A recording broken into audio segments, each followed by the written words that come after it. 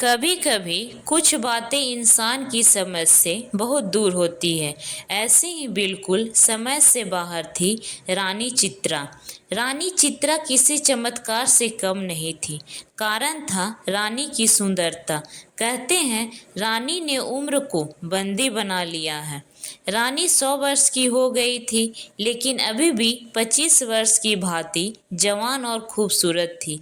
विश्वास से परे था, इसलिए तो लोग उसे चमत्कार कहते थे। रानी चित्रा एक विशाल साम्राज्य की रानी थी। कहना था कि उसे अमरता का वरदान है। समय समय पर कई तरह के कायस रानी के लिए लगाए जाते थे। मानना था कि रानी के पास ऐसी कोई शक्ति है जिससे वो अभी तक युवावस्था में ही है। रहस्यमयी रानी होने के कारण रानी का सम्मान और उससे डरना स्वाभाविक था। रानी की आभा देखते ही बनती थी। भरी सभा में जब वो आती थी, तब उसकी सुंदरता को देख लोग आश्चर्य से भर जाते थे। एक विशाल सिंहासन पर जब वो बैठती थी और स्वर्ण जड़ित वस्त्र, रानी के जूड़े में विशेष गुलाब होते थे। लोगों का मानना था कि वो गुलाब भी नहीं मुरझाते हैं। रानी सुंदर थी और ऊपर से हमेशा जवान रहने वाली रानी कौन नहीं चाहेगा। इसलिए रानी पर मोहित होने वाले राजकुमारों की कोई कमी नहीं थी। लेकिन रानी के यह रहस्य ही नहीं, बल्कि एक और रहस्य था। अब तक रानी कई बार विवाह कर चुकी थी, लेकिन रानी के विवाह ज्यादा दिन नहीं टिकते। पहली रात के बाद ही रानी जिससे भी विवाह करती थी, वो नजर नहीं आता था। एक रहस्यमयी भरी रानी, और रानी की इतनी रहस्यमयी बातें पता होने के बाद भी रानी के ऊपर मिटने वालों की कोई कमी नहीं थी। एक अजीब सम्मोहन था जो सबको उसकी ओर खींचता था। जिज्ञासावश ही कई रानी के होना चाहते थे कि आखिर रानी के पास ऐसा क्या है जिससे वो 100 वर्षों के बाद भी अभी तक ज्यों की त्यों बनी हुई है। पड़ोसी राज्य का एक युवा राजकुमार अब रानी पर मोहित हो गया। रानी को प्रस्ताव दिया कि वो उनसे विवाह करना चाहता है। बड़ा बहादुर था। कई दिनों के बाद उसने यह निर्णय किया था। रानी को मिलने वो सभा में आया। रानी ने कहा कि मुझसे विवाह क्यों करना चाहते हो? राजकुमार ने बोला, ना करने की एक वजह आप बता दीजिए। हमेशा युवा और इतना रहस्य, इसे मैं अपनाना चाहता हूँ। रानी ने कहा कि क्या तुम्हें पता है, बड़ी बड़ी बातें करने वाले मर्द पहली रात ही राजमहल छोड़कर भाग जाते हैं। राजकुमार बोला कि वो भागने वालों में से नहीं है। रानी बोली, हमने यह दावे पहले भी सुने हैं, लेकिन जिस आश्चर्य को देखने वो आते हैं, उसे देखने के बाद किसी को दिखाई नहीं देते। कई दिनों तक रानी ने उसे समझाने की कोशिश की, लेकिन राजकुमार अडिग रहा। रानी ने कहा कि हमने तुम्हें बहुत समझा दिया। अब तुम्हारे साथ जो भी होगा उसके लिए तुम स्वयं जिम्मेदार होगे। रानी का विवाह एक बार फिर होना तय हुआ। राज्य में फिर से चर्चा का विषय बन गया।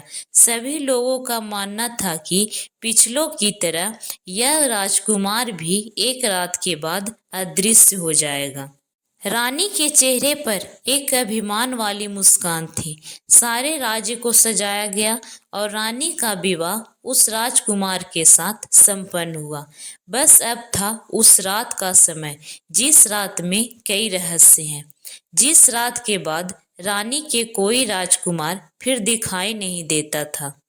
रानी और राजकुमार की सुहाग रात के लिए रानी का कक्ष विशेष रूप से सजाया गया। राजकुमार रानी के कक्ष में आया। उसे एक अजीब चीजें नजर आई। उसे कक्ष के भीतर एक पिंजरा दिखाई दिया, जिसका दरवाजा खुला हुआ था। रानी बिस्तर पर बैठी थी। राजकुमार पहले से ही सतर्क था। उसे पता था कि रानी के कक्ष में कुछ भी हो सकता है।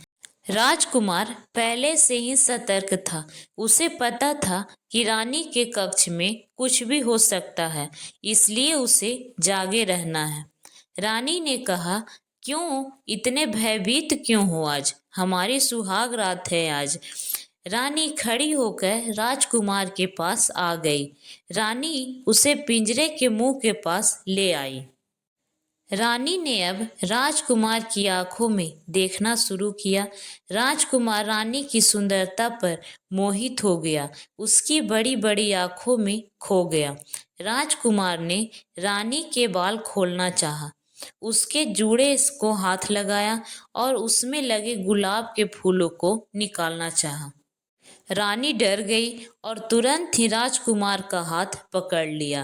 रानी को डरते देख राजकुमार रुका, फिर सोचा हो न हो इसमें ही कुछ राज है। उसे पता चल गया था कि इन फूलों में कुछ रहस्य है। रानी के मना करने पर वो उस समय रुक गया, लेकिन उसके मन में यही था कि अब उसे इन फूलों को निकालना है। राजकुमार ने रानी को थोड़ी देर सहलाया, फिर एकदम से उसके गुलाब को जूड़े से निकाल दिया। रानी जोर से चिल्लाई और कहा कि मैंने कहा था ना कि इसे मत छूना। एक गुलाब निकलते ही रानी कुछ वर्ष अधिक आयु की हो गई। रानी अब गुस्से में लाल हो गई। राजकुमार बोला, अच्छा तो यह है तुम्हारी आयु का रहस्य। अभी तो एक गुलाब निकाला है, अगर पूरे गुलाब को निकाल दिया जाए तो तुम तो पूरी वृद्ध हो जाओगी। राजकुमार बोला, मैं तुम्हारा पति हूँ, मुझे अभी भी तुम बता सकती हो आखिर यह गुलाब क्या है और तुम्हें कहाँ से प्राप्त हुए हैं। रानी डरी और राजकुमार के पास आई, बोली कि अगर तुम मुझे यह गुलाब दे दो तो मैं तुझे सच बता दूंगी।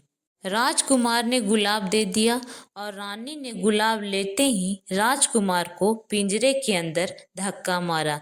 पिंजरे में भीतर जाते ही राजकुमार एक गुलाब का फूल बन गया और रानी फिर से जोर से हंसते हुए बोली, ले देख ले, तेरे जैसे कितने मैंने गुलाब बनाकर अपने जूड़े में लगा लिए और उनकी आयु भी मुझे मिलने से मैं अभी तक जवान हूँ। रानी ने पिंजरे से गुलाब उठाया और अपने जूड़े में लगा लिया। यह पिंजरा है रानी की आयु का रहस्य। रानी फिर सुबह सभा में गई और इस बार फिर राजकुमार रात के बाद दिखाई नहीं दिया, लेकिन रानी के जूड़े में एक फूल और जुड़ गया। आपको ये कहानी कैसी लगी? हमें लाइक कमेंट करके ज़रूर बताएं और भी ऐसी कहानी सुनने के लिए हमारे चैनल को सब्सक्राइब ज़रूर करें। धन्यवाद।